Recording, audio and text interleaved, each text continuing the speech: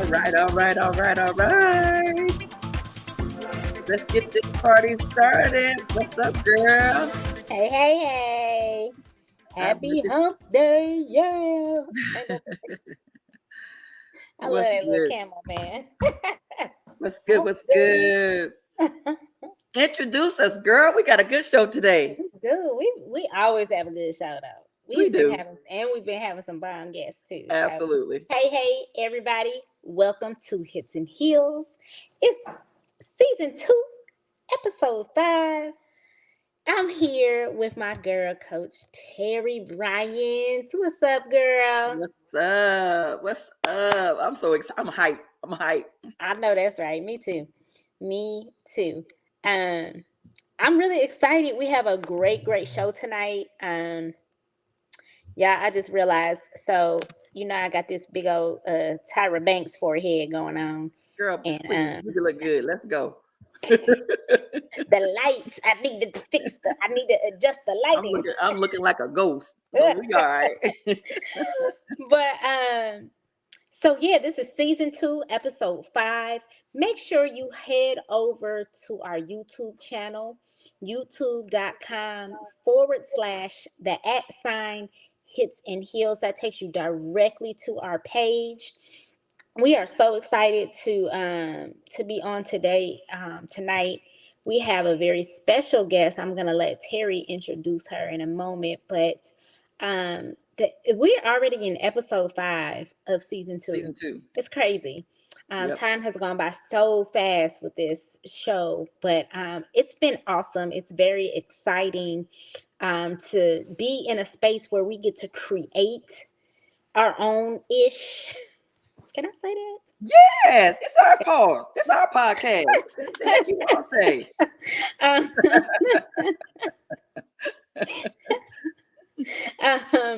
But it feels good to be in a space where we get to talk from a place of experience and expertise, but we're also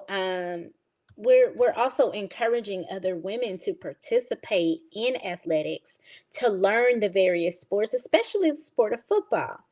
And I think that tonight's guest can really speak to that, and the importance of us having women in football at all levels, from coaching to managers to communications and social media, to players. And so, Terri, I'm going to let you take it and introduce our fabulous guest for tonight. If you are online, we are on YouTube, Facebook. If you're following me on Twitter, I just tweeted it. If you follow me on LinkedIn, I just put it on LinkedIn. I done posted on all of them. Yes. So feel free to drop a comment. We'll be able to see your comments on any of the platforms. So our show is airing live on Facebook and YouTube. So hop on there, leave us comments, ask questions. We want you all to be fully engaged with us. We're really excited about tonight's guest. So without further ado, let's make it do what it do. Let's make it do what it do. Okay, so first of all, y'all, let's give you some background with me and Danny. So if this is your first time coming on here, y'all like, who the heck are y'all, and why are y'all on here, and what is y'all talking about? Okay, so I am a football coach. Danny was a football coach, and so we had a mutual friend that put us together. Mm-hmm. And so we started talking football, right? Because there's not too many women that we can have a football conversation with. And so we just totally hit it off. So some of our conversations just got so deep. We was like, girl, this should be on a podcast somewhere. This one right here. Made it happen. She did the graphics. She put everything together, set up the stream. I mean, bam. I was sitting here like, okay, I guess we doing it. She gave me a choice, right? And so shortly after that, there's a women's tackle football team, the only one here in the state of Kentucky, that was announcing that they were looking for coaches. So I reached out, and they had their first practice. I showed up to their first practice and got introduced as one of the assistant coaches, and I was so excited. So the person that I reached out to was none other than Thelma Banks, who is the owner. Now, we don't never talk about women-owned sports businesses, but we're getting ready to talk about this one right here, where it's getting ready to be woman-owned and Black-owned, right? So we gonna definitely hit that off, and let's go ahead and bring our own Thelma. Let's go, T. Let me bring it up to the stage. T. Hey, how you guys doing tonight? Hey. What's up, sis? Hey. Well, we're so excited for you to be here. So we're gonna let you do majority of the talking. So go ahead and give us your full bio. Oh, wow. With how you got into football, about you being the owner of the Derby City Dynamite, and then go ahead and lead that into your signing day for this Saturday. So the stage is yours, sweetheart. Oh, wow. Okay. So, hey, everybody. First of all, thank you guys for having me on. Publicity is great. It gets the word out about women's tackle football and, the opportunities that we provide women. So my name is Thelma. I grew up as a military brat all around the world. So many, many, many, many years ago, I was in Belgium and I worked at a child development center. So while I was working at this child development center, we were listening to the broadcast, it's called AFN, Armed Forces Broadcast. And they were talking about women's football in the States, and I was like, women's football? Like, yeah, no way. That's not real. And so while I was in Belgium, I was actually playing rugby. So I was like, when I get back to the States, I'm going to check this out. So probably, a year and a half later, 2 years later, we moved back to the States. We come to Kentucky, to Fort Knox. So I get here and I start researching women's tackle football. Like, I didn't forget about it. And there was a team here in Kentucky back in 2004. They were called the Kentucky Karma. And back then it was the NWFA. That was the Women's Football League.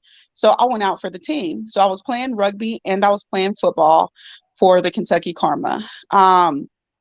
After a couple of years, the owner was like, I don't know if I want to do this anymore. I'm not sure if, he just decided he didn't want to do it anymore. So he was like, hey, do you want to buy the team? He asked me, and I was like, well, our colors were like baby blue and purple and white, and our mascot was a cloud.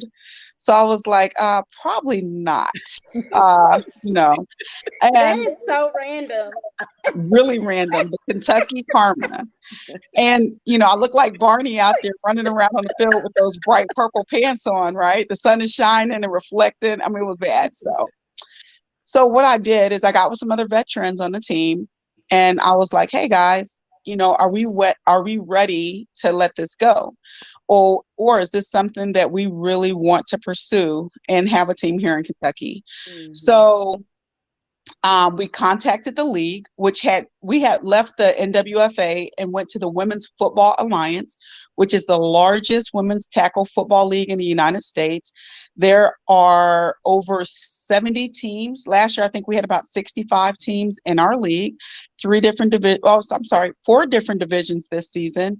You have your Division I, that's your pro divisions. That's all your huge teams, your Detroit, your St. Louis, your Boston, your Cali. You know what I'm saying? Then you have your D2 teams. We recently were promoted to D2, and I'll get more into that a little bit later on. And then your D3 teams, which the majority of our league is, and it's about the growth of the sport. So we decided the veterans and myself, that we wanted to go ahead and keep women's tackle football here in Kentucky. So we started a board. Now, anybody who knows me, I'm from Chicago, Illinois, and I'm an avid Bears fan. So I really hate the Green Bay Packers. I mean, like, I hate them. However, I love their business motto. And Mm. their business model is any fan, any player, they all own stock in a team. And that's how we based the Derby City Dynamite. So the girls do have to pay a team fee to play. We do a lot of fundraising. We're a nonprofit organization. We give back to the community. So a lot of times we are constantly looking for sponsors to make sure that these women are able to do something that they never thought that they could. Um, but we changed our colors. We went with because we don't have any professional teams, or at the time, we didn't have any professional teams in Kentucky. We went with the closest college, which was U of L at that time. So our red, black, and white. Um, we ended up, being able to sell more merchandise, get more fans, and things of that nature. So we came up with our business model, like the Green Bay Packers. Everybody owns stock into the team. We're ran by a board of directors. I own the team, but I'm also like the president of the board, which is a non-voting position.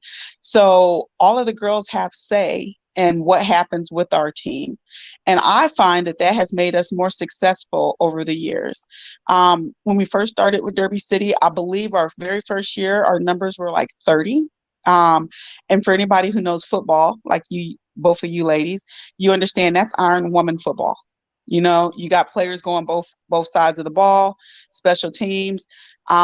So every single year we look to increase that number. We're constantly recruiting. We're recruiting coaches. We're trying to play the best teams out there, whether regardless of the division. We feel that it's really, really important to play the best teams in order to progress. The worst thing ever is making it to playoffs or making it to the national championship and never been battle tested. When things like that happen, you end up, getting your head busted to the white meat. So, so anyway, so we started Derby City. And like I said, so we progressed from having 30 players. We fluctuated throughout the years. Last year, or the year before last, we actually won the Division III national championship at Tom Benson Stadium, the NFL Hall of Fame. We played the Arizona Outcast. It was probably one of the most inspiring things that I've ever been a part of. Inspiring. A lot of the girls, we tried to tell them before we got to Tom Benson, hey guys, this is unlike any other stadium that you've ever been in. I mean, when I tell you, when we walked into the locker rooms, we were sitting in the same locker rooms that the Dallas Cowboys sit in, or the Pittsburgh Steelers, or, all these NFL greats. So that was phenomenal. Then we walk out on the field, and you have a stadium, the whole league came out to support all the championship weekend. So you're sitting in front of a stadium full, all out there chanting, the ambiance, everybody kind of just froze because it was breathtaking. It's almost like a dream, that you're able to go out on that. That is sacred ground for any football player. We tell a lot of guys when we're trying to recruit and stuff, we won the national championship at Tom Benson, and they're like, "What? You went into that stadium?" They can't believe it. And honestly, that's how we have recruited a couple of our coaches, because that right there within itself is an honor to be able to play or to coach at that stadium. Um, so back to me. So we ended up winning the national championship in 2021. Once you win the national championship within the WFA, you automatically get bumped up to the next division. Hence, why we're Division II. When we got moved up to Division II, I was nervous, like super nervous, because once we won, we lost about 18 veterans from our team. We only went to the championship with 16 or with 26, and we lost 18 girls to either their families, they wanted to retire. It was just a bunch of different things as to why we lost them. So we had to go out and recruit a whole new team. Wow. So last year, coming back in, I just felt really nervous. The difference between a female football player and a male football player, most men have been playing since they were 6, 7, 8 years old. We get women out there. I think when I started playing, the average age was 33 years old. And, you know, the funniest thing, and for anybody who has who's played football, some of this stuff comes second nature. You understand, you know, positions, you understand. But I'll remember when, you know, we had some new players come out and the coach was talking to him. He's like, all right, go over there and go to the nose. And, you know, they're looking at him like, the Like nose, what? the what? And he's like, you know, the nose, go to nose guard. And they're like, so we have to make sure that we let our coaches know that these women are like little league. You know what I'm saying? Now you get some that come in that have experience, and then you get some that comes in who don't have any experience, and you're teaching them. So you have a wide gamut there of where you're trying to mold a team. And another thing that's super hard about it is, think about it. High school and college, you guys got 2-a-days. You guys are going 7 days a week. You know, you got meal programs, you got all these things. With the women, most of us have families, we have kids. I'm a grandmother. You know, you have all these different people at different phases in their life that is playing this sport. So we practice 3 times a week, twice during the week and once on a weekend. We have players that come in for our team specifically, all the way from Miami. We got Chattanooga, Indianapolis, Nashville. They come from all across the country to play with us, which I'm also honored because that's a testament to the program that we're trying to put in place here. But you know, again, we have to be very, very creative with how we bring these players in. So we do Zoom calls. We watch game film. We used to use Huddle. Now we're going to watchgamefilm.com. We just use all these different tools to try to bring everybody into the fold and get them all on the same sheet of music. And then we have install on mandatory practice days. So again, being creative, I really feel like it's a challenge for the coaches, not only the players, but for the coaches, because again, they have some girls who have football knowledge that is astronomical. They know not, if not more than some of the guys they've coached. And then you have some girls who, oh, so this is a football, you know what I'm saying? Um, so again, I know it's challenging for the coaches as well as the players, but we pull together as a family and we try to bring everybody into the fold, and we try to teach them and bring everybody up on the same level. Um, Let me see. I've been playing for a long time. Like I said, I'm a grandma. My grandson he just turned 6, but and he's been around football his whole life, of course, because he goes everywhere with his Gigi. But other than that, you know, our motto for the Derby City Dynamite is changing the female stereotype one snap at a time. I want women and young ladies to know and understand that there is nothing, absolutely nothing. There is no ceiling that cannot be shattered, and there is no height that they cannot reach. All they have to do is put their mind to it and work. So, do you have any other questions? I know I'm talking a lot. I'm sorry. That is good. I mean, First of all, can we talk about this motto? come on now. Yes, yes. So changing the female stereotype at one snap at a time. You know, um, so like I said, a lot of guys have been playing football for years. They understand the sport, they know the sport, it comes second nature to them. And then you get some ladies out there who, again, oh, this is what a football looks like. You know what I'm saying? Or I guess I could put it to you like this. You know, you're sitting there at a bar or at a sports bar or whatever, and you're watching football, and to hear a young lady sitting next to you and she can say, oh my God, he just ran that screen perfectly. Or Right. double team block to backer. I mean, they're spitting out football terminology. I mean, it's so inspiring to see these all female officiating crews, Yeah. to see these female coaching staff. I'm starting to see female head coaches pop up around the league, not just our league, but the NFL. They're having female coaches. Jennifer King played in our league. Katie Sowers played in our league. Lori Locust played in our league. And these women have so much knowledge to offer. So again, there is no ceiling that cannot be shattered here. So changing the female stereotype at a time, all those stereotypes out the window. You know what I'm saying? Anything you want to do it. Go for it. Make it happen. That's awesome. That's really awesome. I love that motto. Well, thank So, you. um, If you see that pop up, just know I'm guilty. I'm gonna use that. Hey, That's hashtag it. Hashtag it. We love it. um. So I'm just I'm always in awe of of women who are living out these mottos. They're living out and living out their dreams, but also one thing Terry and I are like absolutely bent on doing is making sure that we're bringing in women, especially women of Yes. color, who can share these stories.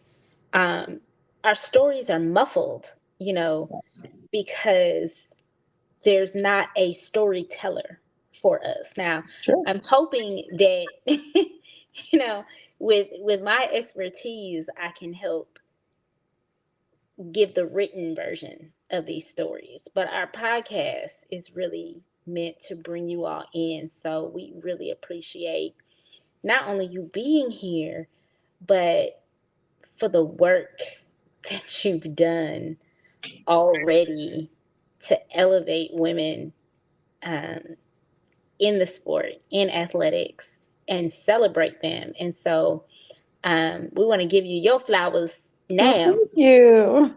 and Thank you. congratulate you. But we also believe that women need to know, and men too can learn from this. What is it like to be a woman in a predominantly male Industry. space? So you want me to And be how do honest with you, you? yes, we want your full honesty, and we want to know if there were challenges, how did you overcome those challenges? Because we saw it before, there are men who own women football teams, right? Yes. But they run them into the ground, or it becomes more of a thing of exploitation rather than Yes. utilizing them for their expertise and their love of the game. So, talk a little bit about that, and then I'm gonna let Terry take the lead on the rest. Okay. So I guess to answer the question about some of the hurdles. So I'm a plus size woman. All right. And let me explain something about football. There's a place for every single body type in football, whether you're plus, whether you're petite, whether you're big, skinny, small, tall, whatever. There's a place for you, right? Um, when you mention women's tackle football, the very first comment that we commonly get is, "Oh, you guys part of that lingerie league?" I'm sorry, but I'm not going to run around nowhere in a pair of panties and a bra. I'm just not. That's Hello. not, that's for the bedroom, right? So that's the very first comment.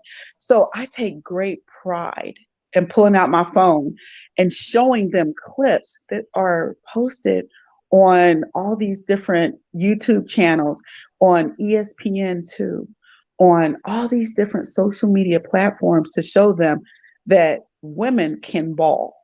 Women can play football.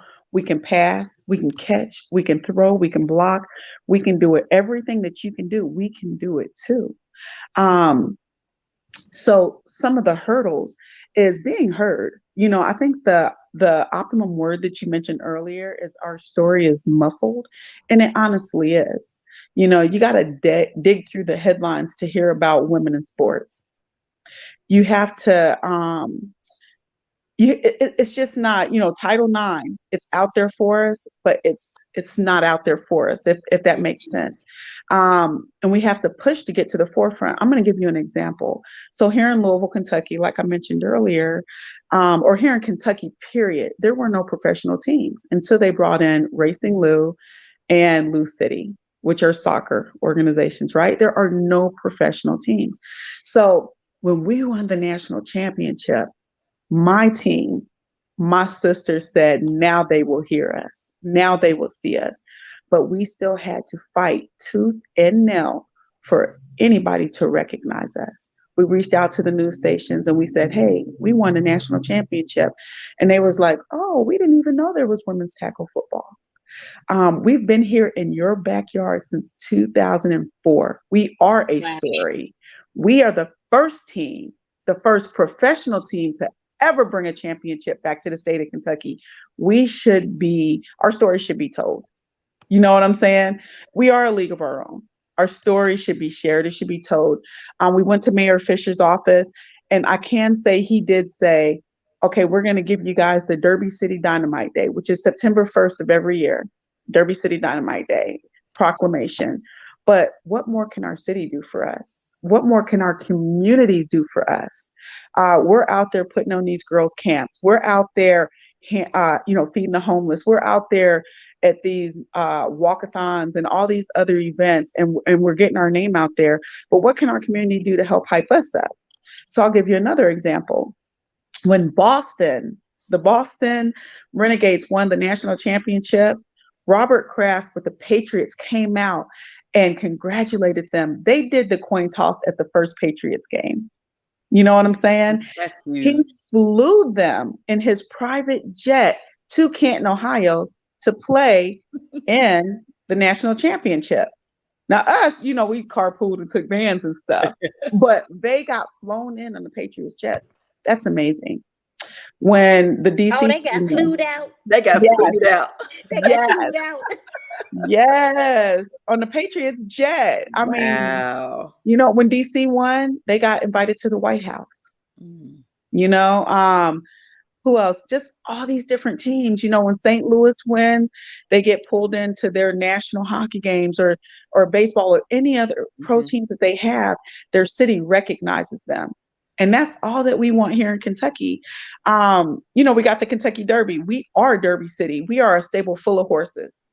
You know what I'm saying? And any team that has ever played us will tell you it's not an easy win. If they beat us, it's not an easy win. You're going to know you've been in the game. And we put a good product out. That's the other thing, is we want people to see the best of the best. We want people to see the product that we put on the field. When we've had some fans come out to some of the games, they came in kind of weary, kind of like nervous, like, what am I going to see here? Is this going to be some little league stuff, And they left feeling amazing and empowered. Last year, we were able to host our first round of our playoffs against, no, it was the second round, I apologize, against Baltimore. Baltimore had to come here, and K-State, Kentucky State University, allowed us to host our game there. This was phenomenal because it's a Black-owned organization, a Black-coached organization at a HBCU. Kentucky's first HBCU. So this was an amazing thing. We hosted the team, and after the game, just the look on the AD's face, he said, I was kind of nervous about having you guys here, and then he said, but after the game, he was like, this is not what I expected. I said, is that in a good way or a bad way, sir? He said, this is not what I expected in a good way. He said, y'all ball. And he was like, I want to talk to you guys this season about possibly being a host field, a host stadium, or home stadium. So we're talking to them and a couple other places to find out where we can host this season. But just even, he's from St. Louis, so they have a championship team there.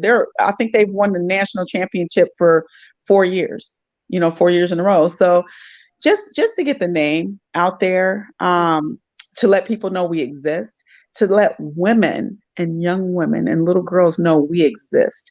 Because guess what? They are putting flag football in the Olympics. They're starting to offer flag football scholarships at national universities. You know what I'm saying? So there's a road. There's going to be a road that hopefully one day that women's tackle football will be on the same platform or considered just as good as the WNBA. You know what I'm saying? Again, we're changing the female stereotype. I love it. I absolutely love it. I think the thing that just totally just warms my heart about it is, again, it's just the influence and the fact that people can see that women are on the same level. Like when you're watching them play, I tried to call my husband in here because I wanted him to kind of testify to get his version of it, because I love hearing him talk about Angie or Essence and you, because y'all are his favorites, of course, because he just was in awe. He's been coaching for 28 years, and he was just in awe on the level and the skill set that you all had as women, because he was like, I forgot sometimes that they were women, right? The physicality. And so then it's like, okay, but we're football players. We really don't want to be considered women. We want to be just considered football players, because that's what you are, and that's what we are. And that, I think that was one of the biggest things was my husband is probably one of the biggest skeptics on anything. And when you can convince him of something, you know, you doing good, right? And so I think that was probably my biggest thing. And then I just love the teaching aspect of it. I love that they want to learn. So when you're coaching the boys, or guess when you're coaching men too, they've been playing, so they think they know. And so it's harder. And so I just love just how coachable the women are, as opposed to when I'm coaching the boys, because the boys, of course, I don't know if it's because I'm a woman and they don't think I know the game. Yep. And so they're apprehensive because they've never seen a female coach before. So that might be a part of it too, because that's like probably my biggest hurdle. But I love just how coachable the girls are, the women are. I keep calling them girls, but they're women. They're grown ass women. I love how coachable they are, and they want to play and they want to win. And I'm just so excited about the direction that the team is going. I'm in love with the coaching staff. Our head coach is phenomenal, Tracy Logan. He is a college coach. College official. So he's really, really versed on that part of the game. And so it's a teaching moment for all of us. So we're always able to learn the game. And I just absolutely love that. So so this Saturday, let's go for this Saturday. So this Saturday is the official signing day for all the women in the league. Or is it For just us? for So just us? yeah, How that works? So each team, they choose when and how and where they want to sign their players at. And we're trying to make it more college type style. So we're finding a location that will host us and have our girls to be able to actually walk across the stage and and accept a contract from us and to be able to sign. Because again, remember, when you sign up for our team, you are becoming an owner. You are an active member. This is your family. This is your tribe. You know what I'm saying? So we want to really do it like a college style signing day where they actually sign and they're recognized, each and every person. So we're hosting that this Saturday. We're going to do it at Clay in Louisville. He's going to open up early for us so that we have that opportunity. He's also one of our we do some fundraising events at his venue sometimes and stuff like that. But they've been phenomenal in supporting us over the last couple of years. Okay. What is the address at Plate? Now, is that just for the team, or can anybody can come? Anybody come? Anybody can come. And the address, I don't have it right offhand, and I'm No afraid to problem. click off. Yeah. No But we'll post it on our social media, and I'll make sure that you guys have it if you want to post it somewhere as well. But yeah, anybody's welcome to come out and help what time celebrate. is it? 7 p.m. Yeah. Okay.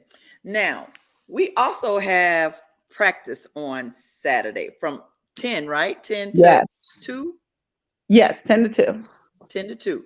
So if there's anybody watching, if you know of a female that is interested in playing tackle football in the state of Kentucky, Or surrounding states. And you can make it to Louisville, Kentucky, we will be at Aspirations Gym. And if you pull up Aspirations Gym in your on your Google Maps or in your map, whatever, it'll take you right there. It's actually really, really close to the airport. It's Aspirations Fitness Institution, 222 Eiler Ave. How do you spell Eiler? Eiler, Eiler Ave. And we've been What's lucky I'm enough. sorry, what's the address again? One more I'm time. sorry, 222 Eiler Ave, Eiler Avenue in Louisville, Kentucky. It's on the south side of Louisville. Yeah, And so honestly, they've been phenomenal in letting us use their space. It's owned and operated by Chris Vaughn, who is a Q, and he actually, I think he was in the league at one time. So he believes in giving back to the community. So they offer us a really, really nice space to be able to go in and work out. oh, shout out to Chris. Good stuff. Okay. So where do you see the future of the team going? How much longer are you going to be playing? Oh, okay, so I'm not going to tell you my age, but I'm up there, like for real. Every season, I always say this is probably going to be my last season. I never know. I am one of those players that have been fortunate enough to have not ever been injured. I play center, so it's a lot less contact as some of the other positions, linebacker and running back and stuff like that. So a lineman's life, especially an offensive lineman's football life, is a little bit longer. Um, what I want for this team is I want to win the Division One national championship. That is my goal. That's my hustle. And until we accomplish that, I never want this team to stop. Whether I'm playing, or whether I'm just owning, or whether I'm coaching, or whatever that means for me. But I believe that we have the talent to do it.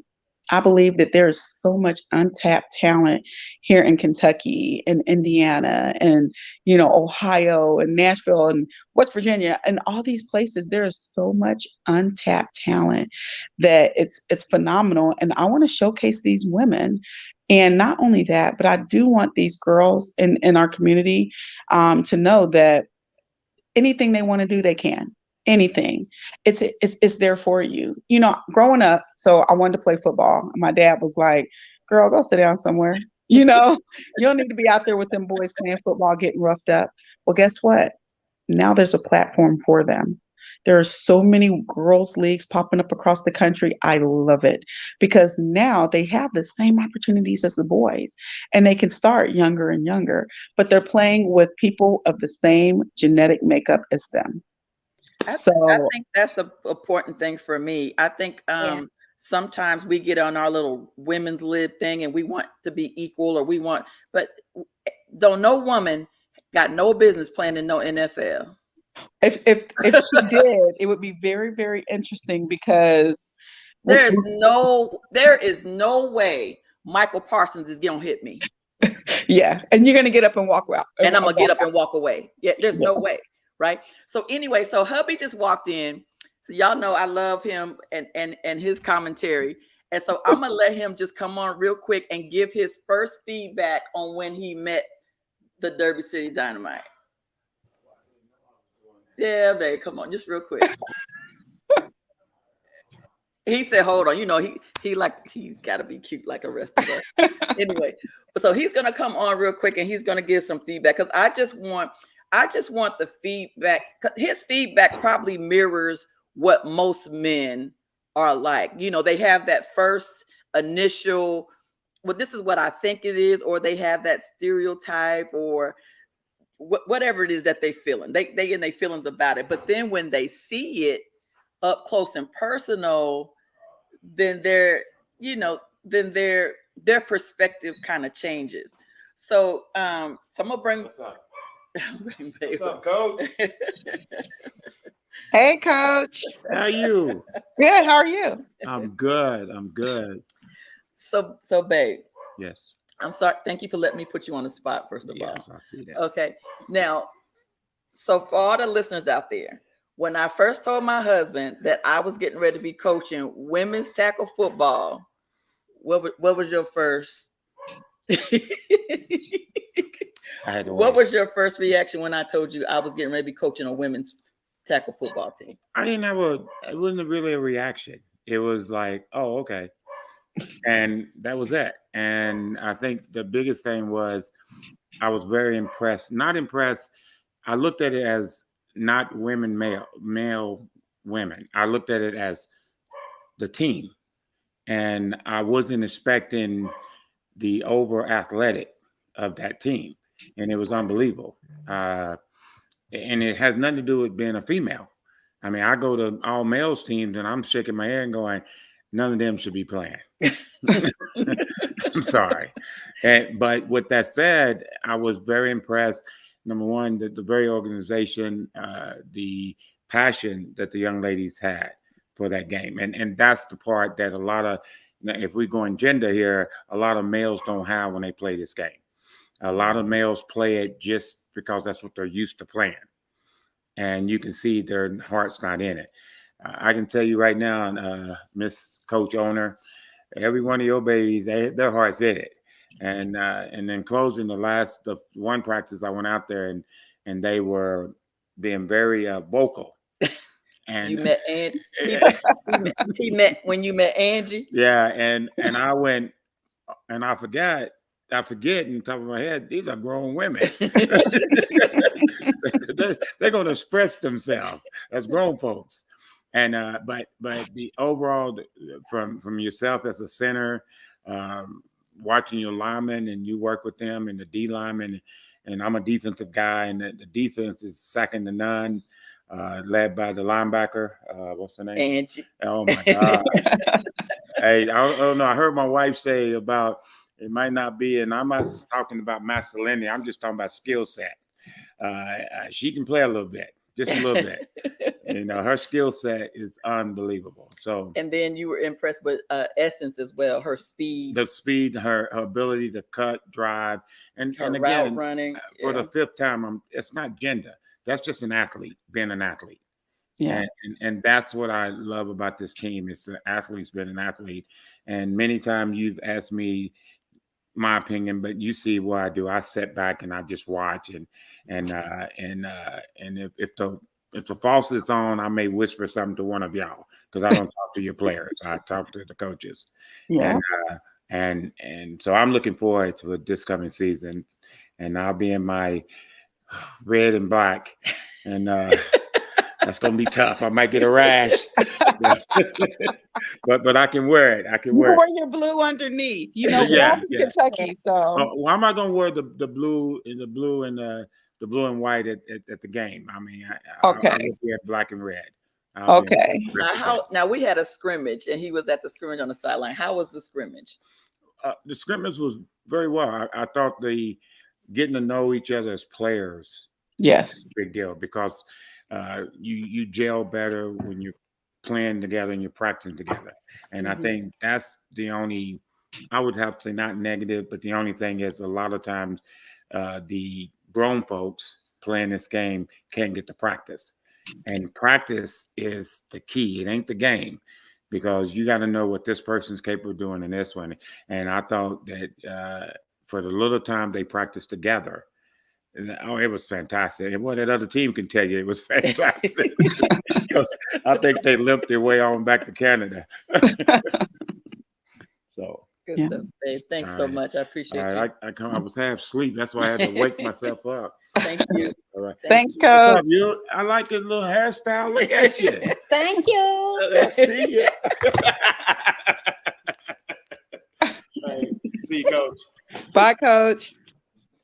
Anyway, guys, I just love it. Again, that's the excitement, and he has the same sentiments that most men have. He kind of blew it off at first, but then when he wants to and got to go see them up close and personal, it was a totally different perspective. I mean, even when we was on the sideline, I ended up having to call some of the game, and actually I had Nicole calling the game. And he was helping me on the sideline. He was just so excited, and he gonna be on the sideline with us. He gonna be in a booth or something. We gonna have him somewhere up in there. Yes. Anyway, so this is what I would like to see. This is what I ain't gonna lie. This is what I can't wait. I can't wait until, not that I'm trying to get rid of Tracy. I hope Tracy's there for the next couple of years, right? I can't wait till till the league evolves where we're we're standing alone as all female staff, and then when we're playing our games, we have all female officials. Yep. Yes. You know, that's what I can't wait to see. I mean, because we don't see that anywhere on in any sport, No, you Yeah. don't. Not right? even Even the for majority of predominantly basketball women's. coaches, Yeah, you know, basketball, are male. softball coaches Stop are are male. male. Yes, Even gymnastics coaches are male. are male. You know, most women sports are male dominated as well. Yep. Their coaching staffs, you know, and then of course of course the officiating, right? Yep. Um, but like but like you said, every game I watch, I'm looking to see who the officials are now. Mhm. And Yeah. you're seeing, I mean, I'm hardly seeing any game now where there's not a female official now. Yes. I mean, they're being very intentional with putting us on the platform, and we're Yes. earning it.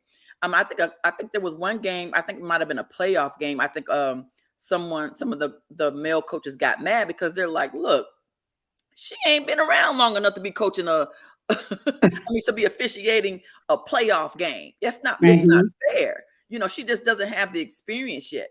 But I think that they are embracing it well. And I love telling the story. I'll never forget this. I went to my first coaching clinic and I was the only female there. And I had lots of guys that was looking at me cross-eyed, but there were a lot of male coaches that embraced the fact that I was there. And Yep. the main one that did was Coach Ed Ogeron. And he had just came off of his championship game of winning the national championship with LSU. He was just it was like maybe they had won like in January. So this was like February. So it was like a month. Nice. Yeah. Mhm. And he came down and just thanked me for being there and was just so excited that I was there. And I just love the fact that he acknowledged me as a female coach that was there. And so did Coach Pruitt, well, he's not coaching Tennessee now, but he was the Tennessee coach at the time. But he came down and was like, what are you doing here? And we just had a conversation about my story on how I became a coach and why I was there and learning the game. But so Thelma, so a lot of times on our platform, we like having teaching moments because we like really trying to help women to just be more engaged in the game. One of my reasons, of course, my son just started at Kentucky yesterday. And so I'm really involved in like the recruiting process. But there are a lot of single moms out there that sons play football. How would you go about telling moms to be more engaged in the game? Like, what would help them? What are one or two things that can help them to learn to help their son? So one, be From a open-minded. female point of view. Yeah. Be open-minded. When we entrust our children to go to school and we entrust them to be a part of these sports organizations, trust the coaching staff. And always learn as much as you can about the sport. We have football manuals out there, football 101. One of the things that our team does, and you'll see it on Saturday, is we go over football 101 at almost every beginning practice. And it's questions about the game. You know, what's a legal block? Get smart on the rules. Take interest in what your kids are telling you. You know what I'm saying? So my very first time playing, you know, I told you I was a little bit older when I started. And my brother played for the University of Cincinnati. So the first time I went out for Kentucky Karma, they were like, all right, we're going to play you at guard. So I'm like, okay, you know, right guard. So I went to my brother in Cincinnati and all his football friends, they're all playing at the college level. And I was like, they're going to play me at right guard. My brother was like, oh man, that's awesome. That's a great position, like one of the best on the line. So I was like, yeah, you know, all right. He was like, so show me what you got, you know, and I'm showing him some stuff and he's kind of laughing like it, you know. And then I went back to practice, let's say 2 or 3 weeks later. The coach switched my position to like left tackle or something. And I went back and I said, well, I guess I got demoted because they moved me to, you know, left tackle. He was like, what? Left tackle, that's the best position on the line. And I was like, wait a minute. Didn't you say something about right guard? You know? And he was like, no, for real. So, but learning the game, learning the position, get yourself smart. Football 101, get smart on it. Watch games. Actually, don't watch to just watch your kid. Watch to learn and to be actively engaged. Watch. A lot of these women, especially the ones that have come out for our team, has fallen in love with the sport. And one of the things I heard you say earlier about coaching, one of the differences between coaching men and women that I've always heard from various coaches is the why. So you can tell a guy to do something and he's like, okay, and he just goes and does it. But women will be like, but why?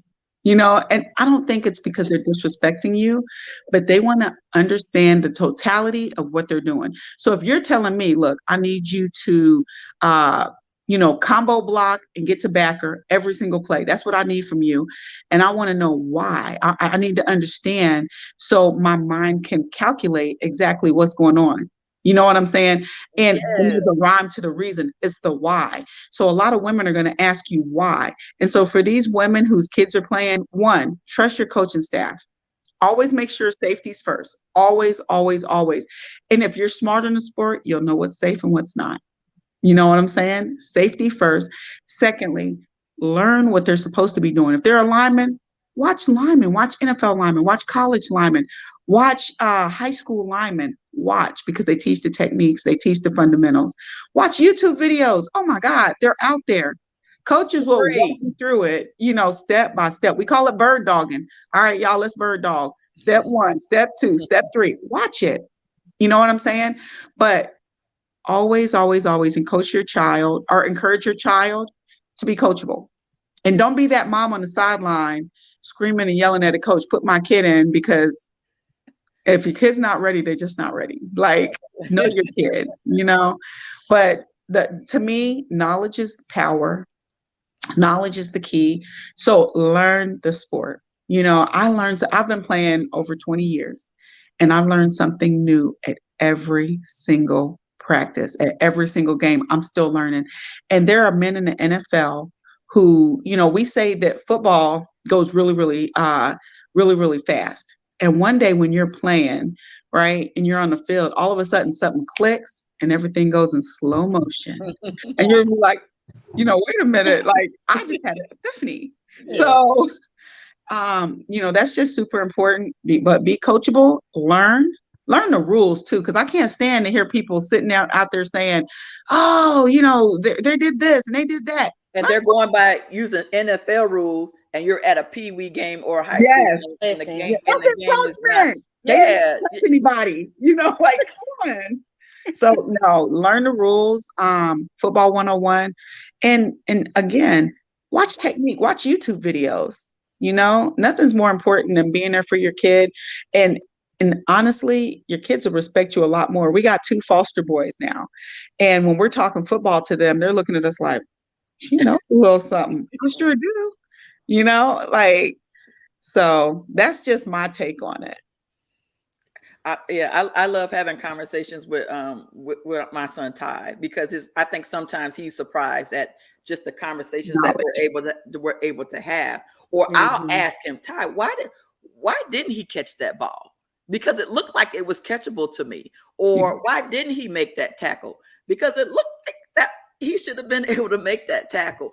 And so he's able to kind of bring that. And then I love what you said about just how we think differently. Because when I'm in practice with Coach Bryant, I'll be like, what? And I'll be like, can you break that down just a little bit? Because I don't understand it. Maybe they not understand it, because there's a lot of them out there that, because we do coach middle school. They're like me, had never played the game at all. Yeah. Right. Yeah. And so I'm thinking like, okay, maybe this is why they're not getting it. But can you just break that down just a little bit more? Because I'm not really understanding what the heck you just said and why you just did it that way. And so, yeah, we do need to break it down a little bit more. And then I also like what you said, even about for moms learning their son's positions. Yes. And then, because now when you're watching him and his technique, and you can recognize that his technique is not right. Right. Oh my God, you can help your son so much, because number one, you only have maybe like we have 3 coaches with 62. We had 62, the most kids we've ever had with 3 coaches. Wow. Yeah. No, 4 coaches. 4 coaches. 4. We can't teach everybody individually everything that they need to know. So we really rely on parents to be a little bit more proactive with their kids. So a lot of times after practices, I'll see a parent and I'll be like, okay, hey, how are you? What do you know? How much do you know about the game? You know, Yeah. this is what I need your son to do. And then we got some parents that are coaches, and you know what? They're probably the worst. Because they want to change your philosophy. Oh my God. Yeah, they have their philosophy of what they think. We're like, but that's not what my scheme is. Yes. Right. So I don't know how many times we had a kid that, that was, and my husband was like, but this is my defense. Yes. Yes. You're telling him what to do based off of what you would do. Yes. If you was coaching your defense, but that's not what I want him to do. And so now he's going out here looking like a fool, or he's getting benched, and you're mad because he's benched. Yeah. Because he's missing tackles. Yeah. Or he's listening missing to the his wrong assignment. person. Yeah. He's missing his assignment because he's not doing what we telling him to do. Yes. So yes. my God. When I think my favorite one is when you have let's say you have a team that's not very good at passing, and you hearing the people in the stands, the moms, oh my God, just pass the ball. You're like, well, they don't have the receivers, so passing probably won't do well for them. Like just and that's them not understanding the ball, because all everybody wants to do is see passings and touchdowns, or them running the ball, right? Or they're saying run the ball and tackle, and then you got a 3-man front, and then you got 5 people up here. There's no way they're getting ready to make a tackle again, So it's so funny to me. Yeah. Managing expectations. It really gets funny. So I appreciate you. Oh my God, this was just so good. You you helped us to have another fantastic show tonight. Thank you. It's just so, I'm just so overwhelmed with being able to have a conversation with a Black female owner of a football team. Thank you. It's amazing. It's amazing. So kudos to you for taking the hits off and on the field. Thank you. Hey, they say that football players are just a little bit mentally ill, right? Just a little bit. Just a little bit, because they don't mind getting hit. So I think that's the only thing that I think I do worry about with the females is especially the new ones, because we're like, oh, well, they look good out with no pads on, but then I can't wait to see what they're gonna look like when they actually put the pads when they on. bring it. Because I when think we had a couple of practices, y'all show me those clips of Canton. Oh my gosh. Our practice. Listen, the practice, but then Essence is she been on the show all night. I saw Essence. I said, "Why you do somebody's daughter like that?" Essence out there running over folks, turning. She's fast. I was looking like she just dodged like 8 defenders, like the whole 11, team, like 11, the whole team. I mean, just lightning fast. And then the one play, I think one of the ladies hit somebody in the end zone, and I said, Pep. Probably Angie. No, it was Pep. Well, Pep ran him over and got a touchdown. Yeah, Pep. Listen, Pep put all the spice, chipotle, and pepper in that hit. She hit that woman so hard. I said, Yeah, we call her Peppa Big Stepper. They are so fun to watch. Oh my God. I always, I look forward to, we got practice tomorrow. I look forward to making practice tomorrow. We got practice on Saturday, and then we have the signing day. The signing day on Saturday. So I need to find somebody to go hang out with on Saturday. I'll be in Louisville all day on Saturday. So any of my Louisville people, pull up. Right. Pull up. Okay, well, that's the end of our show. Let's go ahead and close this on out, sis. Yes, And yes, you got yes. any closing? How you want to close it? So I think that we would be remiss if we didn't give our thoughts and our prayers to Damar. Yeah. I think that as players, as coaches, it hits different, literally. Absolutely. Yep. And I don't mean to use that term in a bad way, but it was so gut wrenching to watch, and it was so gut wrenching to see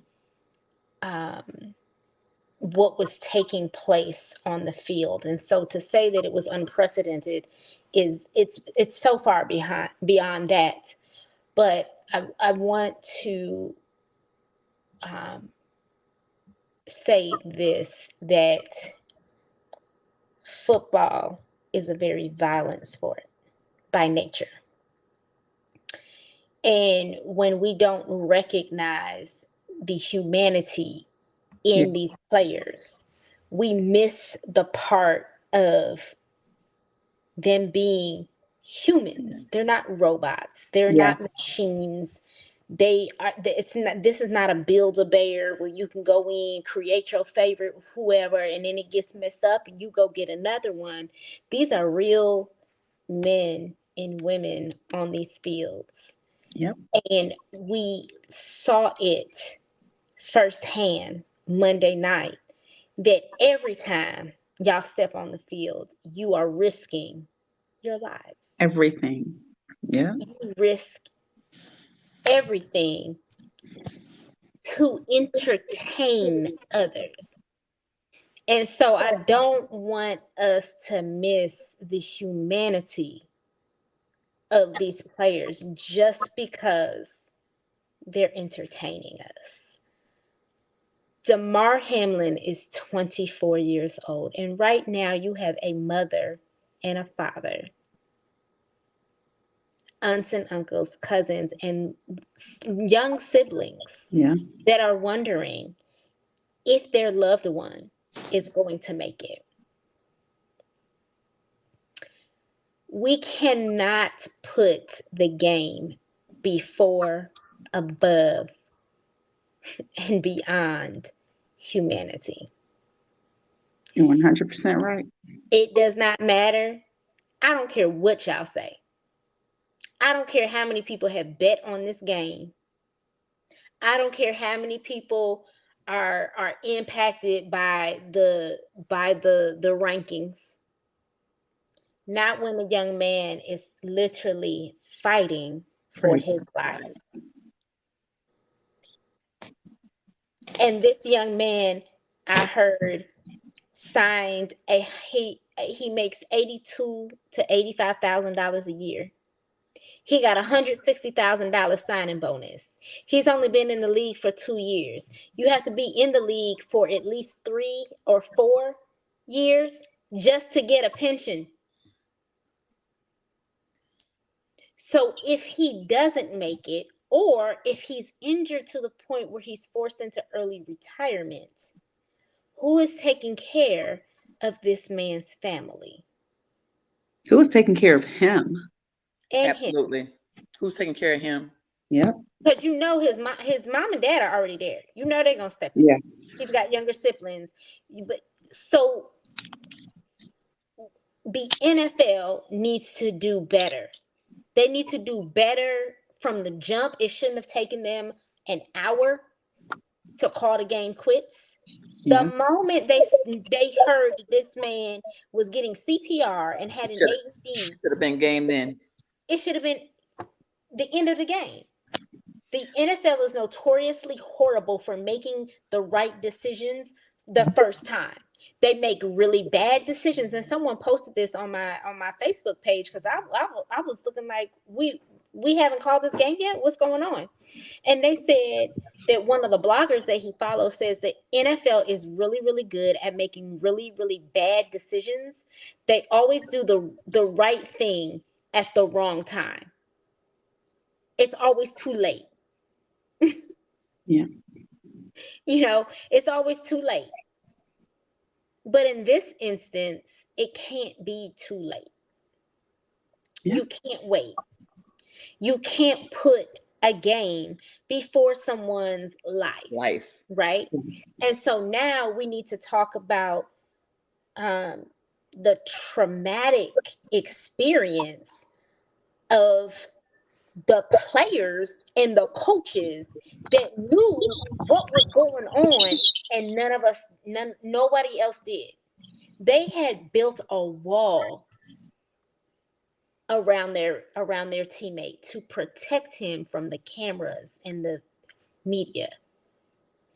They did that because they saw what was going on.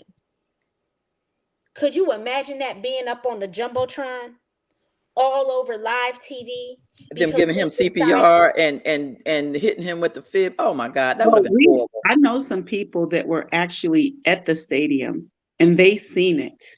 They could see it from They their could see seat. it from their seat. And yeah, the traumatic, that's going to be PTSD. You know what I'm it saying? is. Yes, absolutely. For even just for the fans who, and they were Bengals fans, but it didn't matter at that moment what team they were representing. They were Absolutely. representing a young man, you know? So, no, absolutely. So I wanted to end with that, not only to say that we are praying for him, but that we as um, a society can't wait to do the right thing. We Yeah. can't. We've seen his foundation take off, which is wonderful. It's absolutely wonderful, and I'm hoping that he like the it's at like 5 million right now. I hope it doubles and triples so that he can utilize that money because he's gonna need it. Yes. Medical bills alone, he is absolutely going to And need it. I'm hoping and praying that the IRS don't do nothing crazy. And they Talking about will. he can't use this money because it's for a nonprofit. Okay, I But you know what? understand, That's but where the NFL has to do better. And the they NFL have to has do to better. they have to step up and they have to take care of their own. They have Yep. to. They absolutely have to. And I hope that number one, they will do the right thing by him and that this situation causes them to revamp their rules.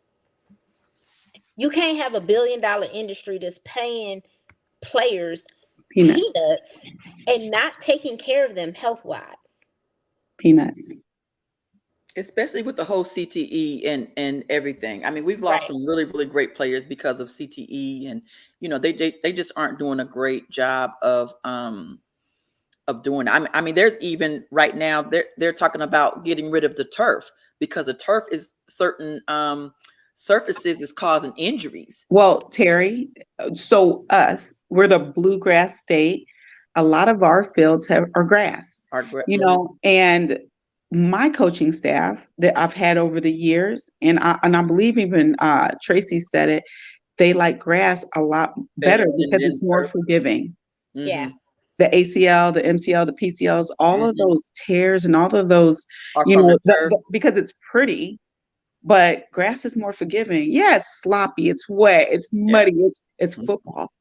Yeah. But at the same time, it's more forgiving. So no, what you're saying about Damar is 100% spot on. 100% on. One of the things that our league does, and it's a requirement, is that you have to have an ambulance or a doctor or a medical EMS at your facility, at your field for your players. And that's one of the things we've been blessed with. Last year we had Dr. Amy Grossfeld. She's with the Orthopedic Foundation here in Louisville. She works with the players. But we have a team doctor that normally travels with us to every single game. And she's at all of our home games. And one thing I can say about her, her name is Marie, is she doesn't play. She don't play. If you go down, the game stops. It's a wrap. And she's out there and she's trying to evaluate the situation. So medical, and like you said, for the entertainment of others. You know, we love this sport. We're passionate about it. We want to play. We want to do all these things. But at the same time, you never know when your last snap is. So you're 100% right. And you know, the Derby City Dynamite, the players, the staff, the coaches, all of us are praying for that young man and his family. Absolutely. Absolutely. So with that being said, T, thank you for being a gracious guest. Thank you for being a friend. We can't wait for the follow-up after the championship game, after Canton.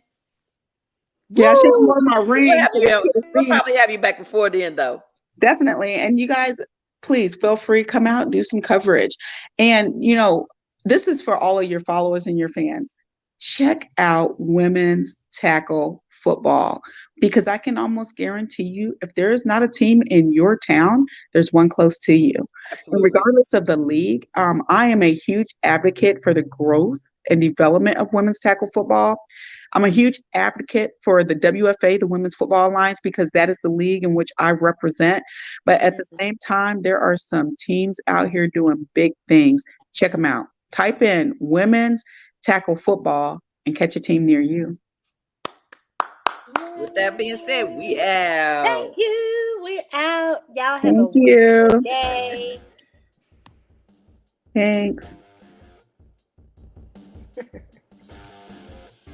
Peace out, y'all. See y'all next Wednesday, 9 p.m.